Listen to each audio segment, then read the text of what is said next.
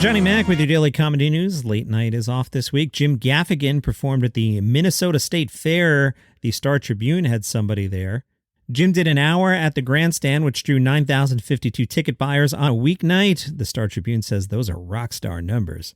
Jim talked about the fair's roast corn and said, it's like they put sugar on it. He was less effusive about the cheese curds, saying, I'm probably not going to go to the bathroom for a week. He also discussed Fairchild and Fairborn. You're not going to know what that is, but the context clues will tell you. Speaking about Fairchild and Fairborn, Gaffigan said, it's so great the Minnesota State Fair has 2 gay gophers for mascots. Someone corrected him and said the 2 costumed critters are actually an uncle and his nephew, and Gaffigan said, it's all right, you don't have to lie.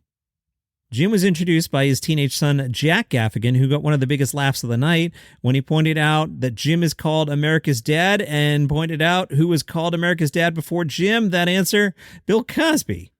Gaffigan said he asked his driver what the town is known for. He was surprised to hear about the Clock and Bell Tower, originally built for the downtown fire station, and Gaffigan said, did I travel back in time? He declined his driver's offer to go see it. I don't want to overdo it. And then he imagined a time when bells were a new technology. Imaginary conversation number 1. You going to that town? Well, get ready. They have a bell. Imaginary conversation number 2. I don't trust that bell. I don't want the government harvesting my DNA. Good stuff from Jim Gaffigan. I might have to show up at New York Comic-Con. I used to go all the time when I was at Sirius. We would do Comic-Con radio, and I had super access. I've got some stories involving the cast of The Walking Dead that I'll share for another time. But why might you go this year, Johnny Mac? Well, a panel featuring Daniel Radcliffe, Evan Rachel Wood, and Weird Al Yankovic. They're there to discuss Weird, the Al Yankovic story. They will go behind the scenes of the outrageous biopic. Comic-Con event October 9th. Weird on the Roku channel November 4th.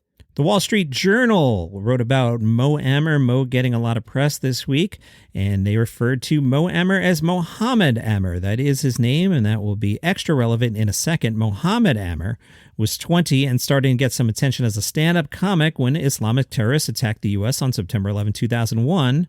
At first, Amer's dream seemed doomed. Some friends told him it was time to change careers. Others worried for his safety. A few tactfully suggested he might still seem relatable and get some laughs if he simply changed his name and stopped talking about being a Palestinian Muslim refugee. Amer said it was incredibly hurtful. People would say, hey, would you completely forgo your entire lineage so you can get this job? I mean, are you crazy? He hoped to become an ambassador of sorts, demystifying Islamic immigrants one belly laugh at a time. It was a scary time, but I realized it made the work even more important. I just needed to be patient. He says, stand-up saved my life. After his father died in 1995, Mo began skipping school and selling fake Rolexes. To get him back in his class, his 9th grade English teacher said Amer could perform stand-up in class every Friday if he was able to recite a Shakespearean monologue. Impressed by his charisma and talent, the teacher introduced Amer to the theater arts department, where he started landing leading parts. Mo says playing Pseudolus in A Funny Thing Happened on the Way to the Forum was one of my favorite things ever. He chose stand-up over college. I knew what I wanted to do. His success at open mics earned the attention of Danny Martinez, owner of Houston's Comedy Showcase, who offered to mentor him. From that point on, I lived at that club. He became a father figure to me. Martinez helped Amer break some of his bad habits, like repeating the phrase, you know, or clinging to the mic stand. Though 9/11 initially curbed his touring schedule, Amer would joke, it's a weird time to be named Mohammed. It was really rewarding. Afterwards, all these military guys would come forward and say they were half Syrian, half Lebanese, like I freed them. He toured internationally with the Muslim stand-up troupe Allah Made Me Funny, which brought him to the attention of Dave Attell. Mo says, for me, it was always about being real, about being where I come from. The best stand-ups are the ones that make you laugh and make you think. He says now it's easy for comics to send video to booking agents in Hollywood and New York, and laments that too many comedians are missing the chance to work rooms and open minds in middle America. Nobody's working pepperonis in Sioux City, Iowa anymore. I think it's a lost opportunity. But he adds, thank God I'm not still out there trying to make $125 headlining a Ramada Inn. So last weekend, I was sitting poolside catching up on my comedy podcasts, and I was listening to We Might Be Drunk with Mark Norman and Sam Morrell, their guest Bill Burr. And Bill Burr started talking about Dave Attell being the best comic. I might agree. Anytime I've seen Attell, He tends to feel the room and riff and not quite do crowd work, but just kind of feel the moment. Attell is really, really good if you ever get a chance to see him. So I agree with Burr with that. I'll throw a link in the show notes if you want to check out We Might Be Drunk with Mark Norman and Sam Morrell, and Bill Burr is your guest. From the CBC, the St. Catharines City Council will not ask the managers of the Meridian Center to cancel Jeff Dunham's comedy show in November, despite concerns from the city's Anti-Racism Advisory Committee. Some of the characters on Jeff's current tour include a dead terrorist named Ahmed and a, quote, totally legal, unquote, jalapeno on a stick named Jose. Dunham is supposed to play the Meridian Center on November 20th. The St. Catharines Anti-Racism Committee raised concerns about Dunham's use of racial stereotypes, saying his act harms marginalized communities and could make people think racism, misogyny, and homophobia are acceptable. The mayor pushed back on that and said it could lead to a slippery slope.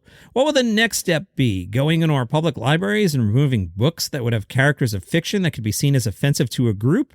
Councilman Bill Phillips said canceling the virtually sold-out show could upset a lot of people who bought tickets and could cast a negative light on the good work the Anti-Racism Committee has done so far.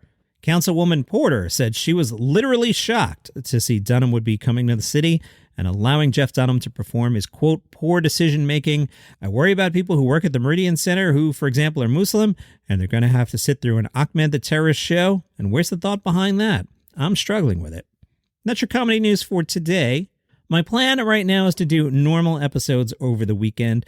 As you may have noticed the last few days, the news is a little light, as it usually is, both into Labor Day and the week after. But I think I have enough to do normal episodes. If I don't, I might drop in an episode I've been working on about one of Sam Kinnison's album. A few months back, I did an episode that was just a breakdown of one of Eddie Murphy's albums, and that episode did really well. So I'm working on a Sam Kinnison one. I've actually surprised that I haven't had to do much weekend filler in the summer. If I've even done any, I feel like I've done normal episodes all summer. But if it's a little thin here, I'll drop that one in rather than hand in a week news episode. But we'll see. You can follow the show for free on Apple Podcasts or Spotify. Enjoy the long weekend. I'll have something for you in the feed and meet you back here.